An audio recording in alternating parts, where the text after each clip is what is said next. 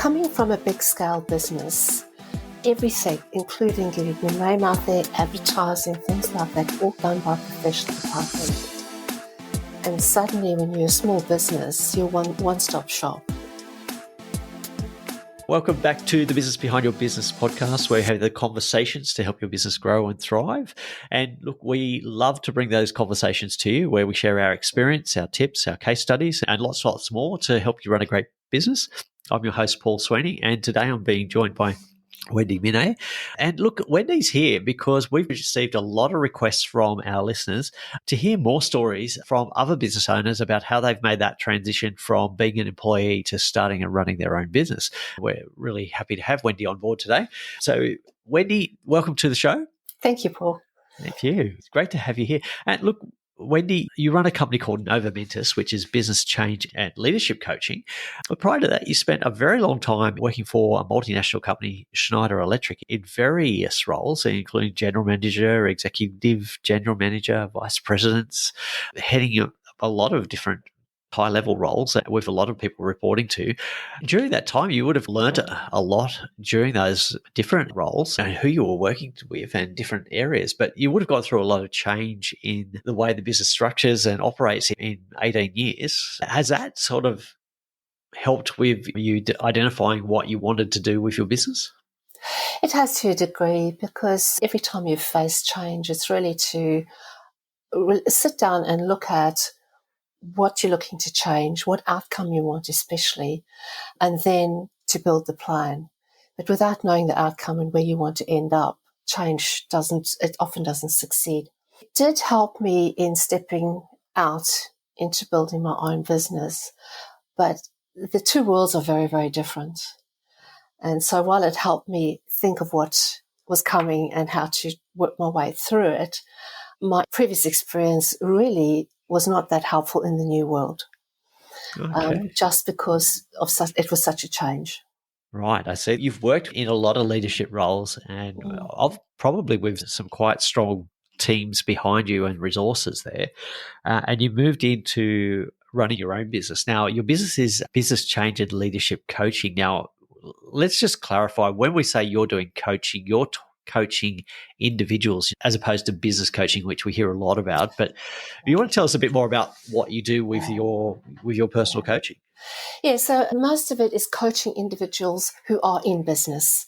So most of the people I coach are within corporates of various sizes, but it's people working in that environment that I know well. And that's why coaching them, I can see their background, I can understand what goes on for them, and I can help them to see what they're not seeing and help them to anticipate what's coming, and even help them to know what resources they should have around them that they can leverage. So it's because I've come from that environment, it's helping people to see what's there, how they can navigate it and be successful for themselves and the business. Yeah, that's great. So the area of business that you've gone into was something that you're very familiar with, and obviously you enjoyed it because you've kept going in that area. Was that critical to starting a business?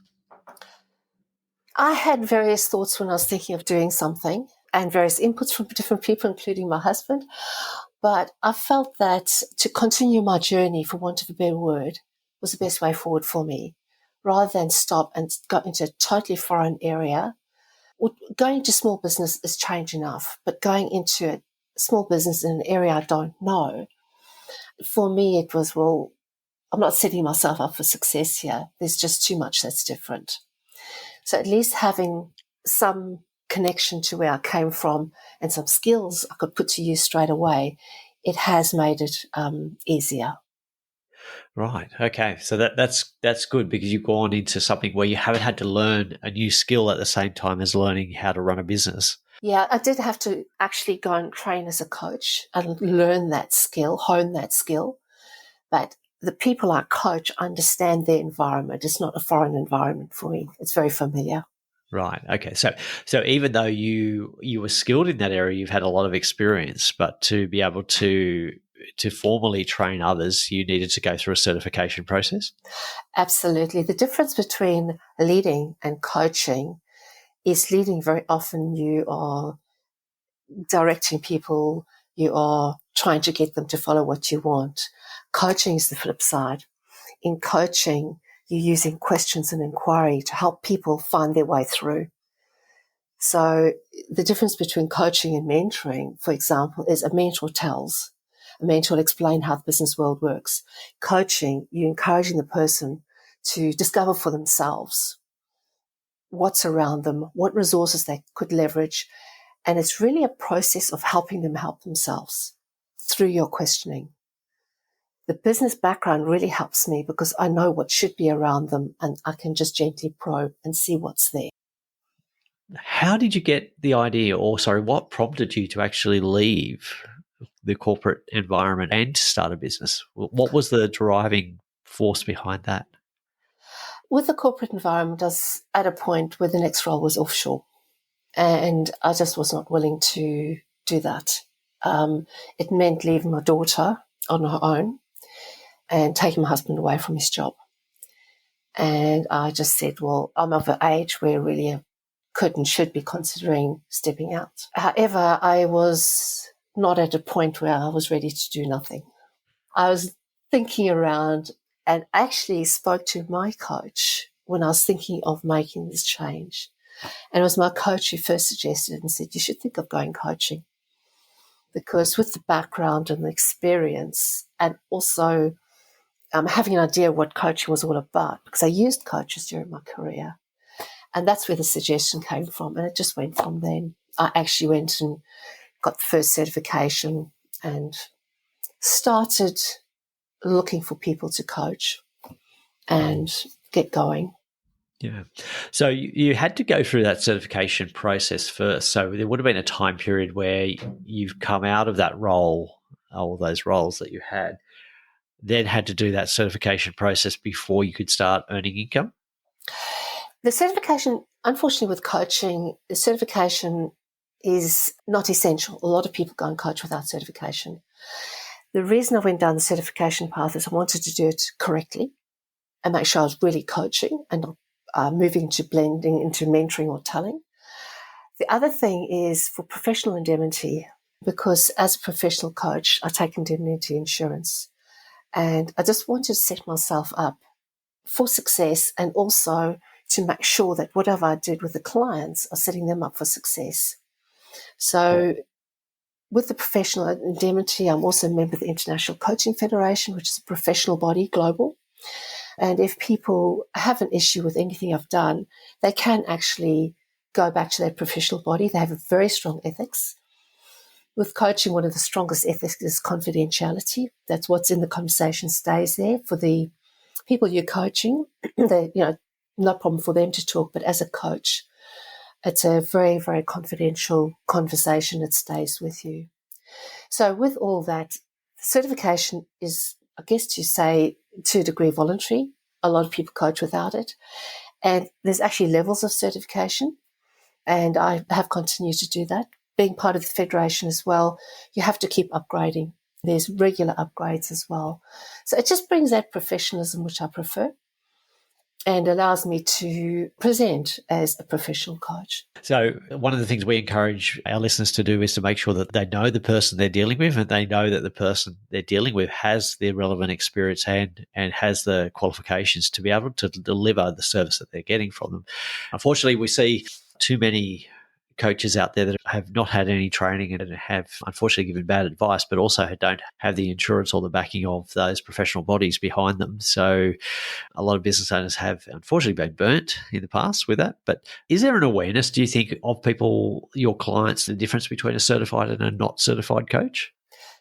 Possibly not enough, because every time I have a first meeting with a client, I go through that and I'm very clear with them. They've got any issues with my coaching, they can actually go to the professional body and make a complaint. I also explain to them, as far as professional body is concerned, one of the top ethics is confidentiality. As coaches who are members of a federation, there are other bodies as well. It's part of our responsibility to help people understand that. So when they are looking for a coach, they have better understanding of what they should be looking at. And you're right, coach is a very broad word. And in business, it's broad as well. Some people who would describe themselves as coaching actually do give advice, whereas a professional coach would never give advice. Yeah, thanks for that, making that distinction. It's really helpful. Okay, so it's not necessarily a marketing advantage, because a lot of people don't understand the need for certification there. But was it an obstacle getting clients? What kind of obstacles did you face when you first started? The biggest issue in getting clients is reputation, because with coaching, you're selling yourself. You're not selling an organization. So it's actually, it's presenting yourself.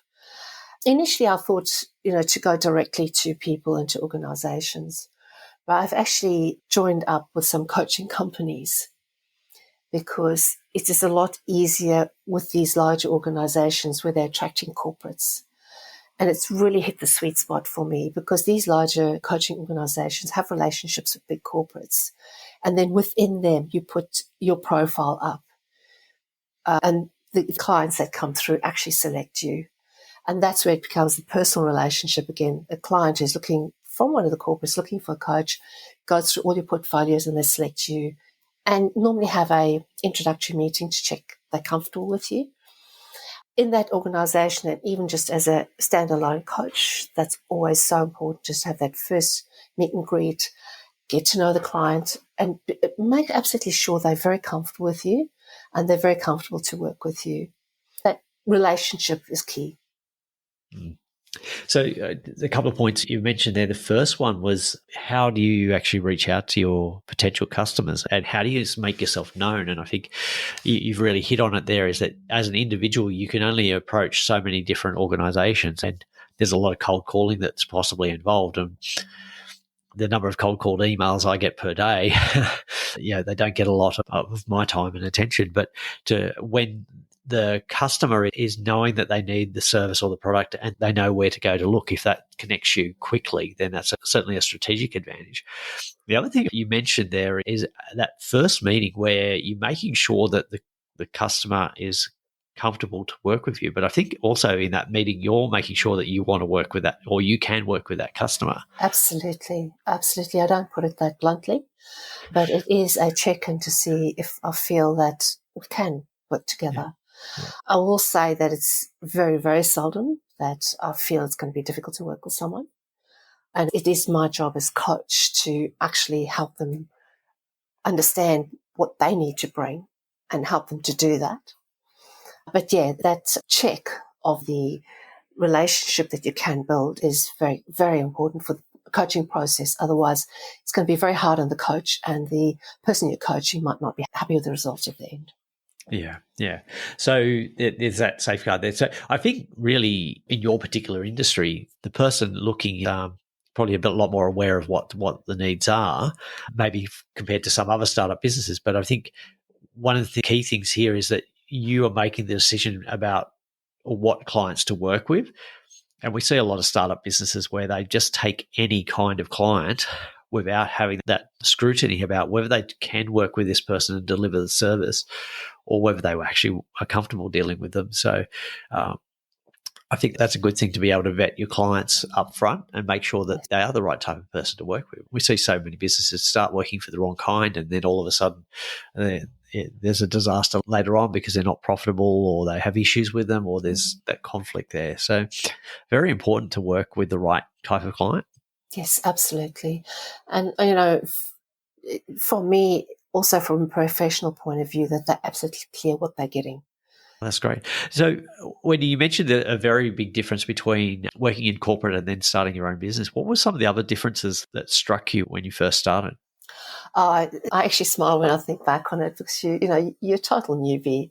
And fortunately, very, very early in that adventure, I used a professional photographer to get some photographs, and she mentioned the business chamber. Right. And that really, really was so helpful, because rather than battling alone or actually just picking up bits and pieces, it was almost a new tribe to join. There was like-minded people all trying to develop and grow their own business, who most of them have come through this journey at some stage.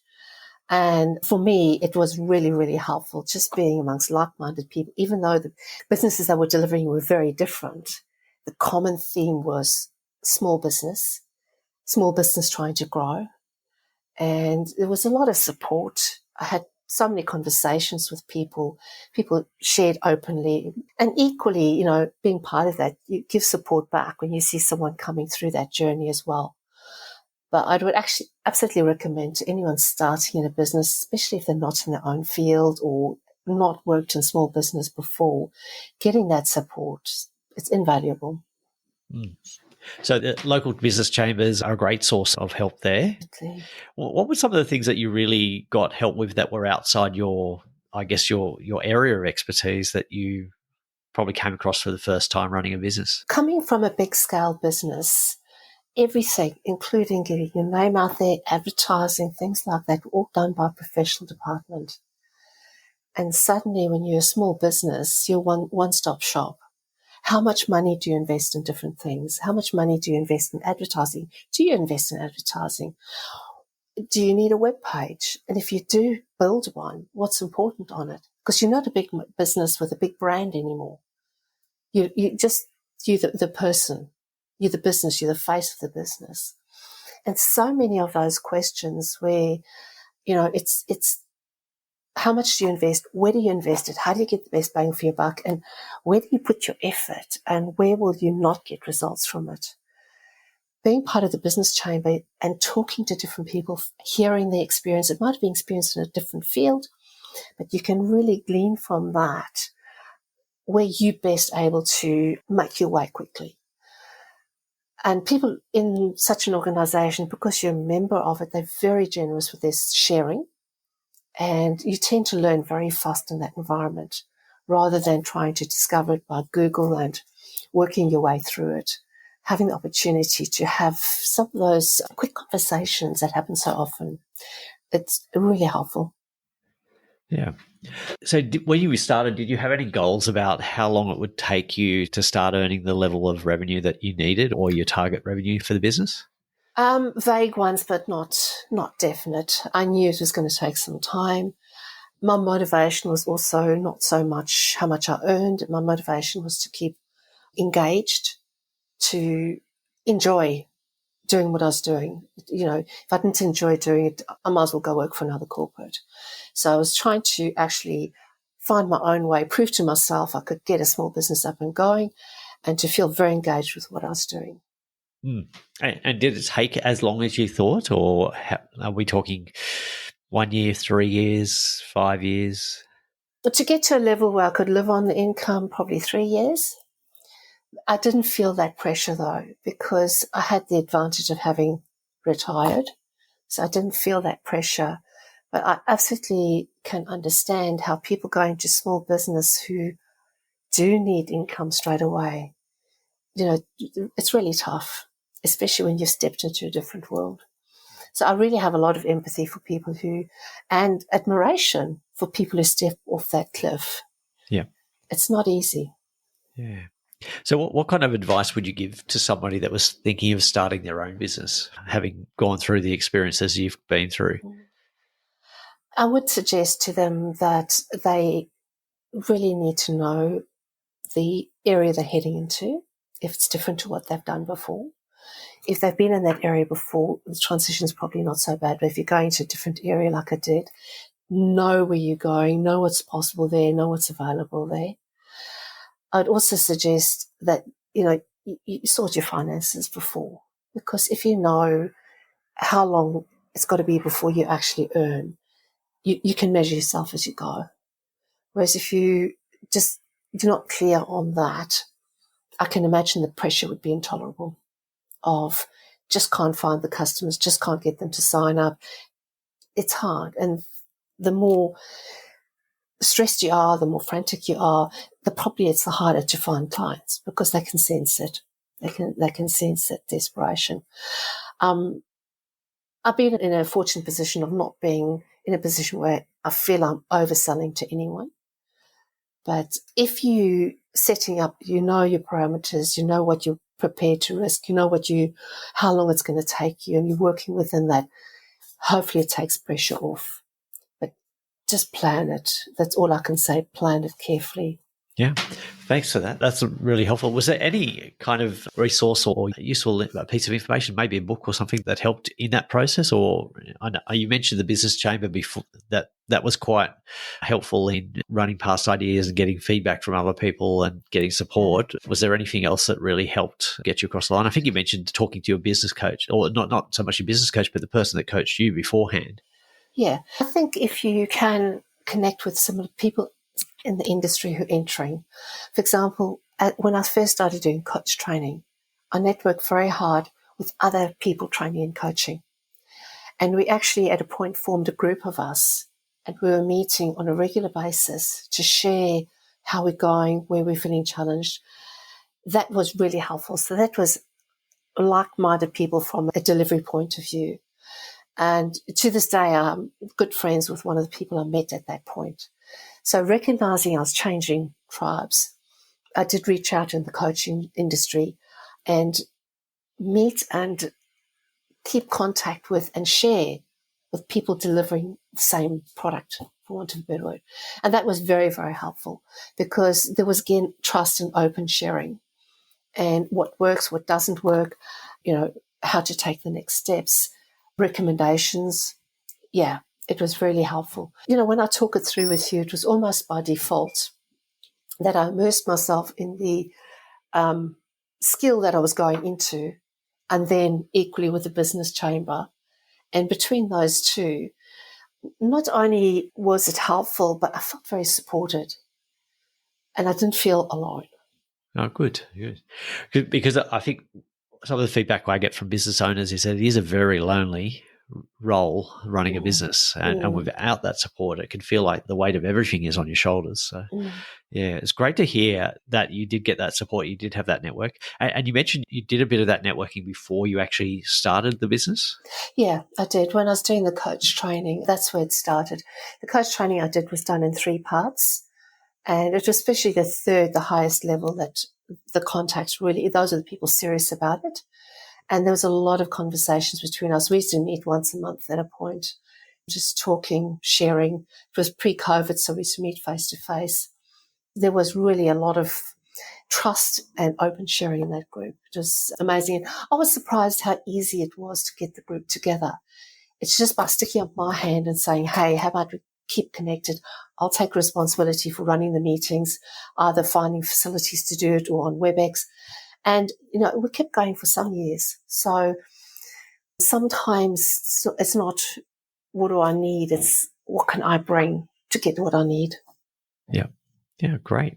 Fantastic. Well, Wendy, that's been really helpful and informative, and I think a lot of our listeners would also appreciate your openness in sharing your experience in starting a business and what worked really well. There's some good points there, particularly about it's not a solo journey. Running a business shouldn't be a solo journey, so get some help, and whether that's through your business chamber or like-minded individuals in your industry. I think we've got past that stage of everybody's a competitor. I think there's a lot more collaboration, which is great to see. So, Wendy, look, if our listeners want to follow you up or maybe get some coaching themselves, how do they reach out to you? What's the best way? They can email me. I've got a website. Yeah, great. We'll put those contact details in the show notes, and they'll be available in the notes in your podcast app or on the businessbehindyourbusiness.com website for anybody to see. And again, Wendy, thank you so much for your time today. It's been fantastic to have you with us. I know our listeners are going to appreciate listening to your conversation and hearing from you about your journey in starting a business and where you are today, because that sort of stuff is encouraging to anybody running a business, and we want to help businesses grow and thrive. And looking forward to having some more conversations like this one that we've had with Wendy today with some other business owners, because we know that that's what our listeners want to hear. So we'll continue to do that. And we've also got some very helpful tips and processes coming up in coming episodes. We've got some great interviews lined up, which we're hoping to share with you in the coming months. So thank you again, Wendy. And remember, if you found this helpful today, then we encourage you to share this podcast with somebody else that could benefit from it. And they can find the Business Behind Your Business podcast on any podcast player or anywhere where you can listen to podcasts, or they can go to the businessbehindyourbusiness.com website, and all previous episodes are available to listen to. So thanks again, Wendy, Thank you, and Paul. we'll see you next time. Thank you.